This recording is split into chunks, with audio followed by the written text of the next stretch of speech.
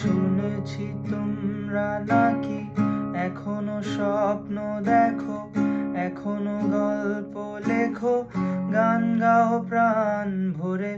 মানুষের বাঁচা মরা এখনো ভাবিয়ে তোলে, তোমাদের ভালোবাসা এখনো গোলাপে ফোটে।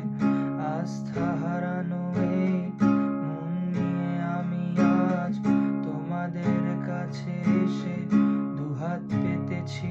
আমি দু চোখের গাও ভরে শূন্যতা দেখি শুধু, রাতে ঘুমে আমি কোনো স্বপ্ন দেখি না, তাই স্বপ্ন দেখব বলে আমি দু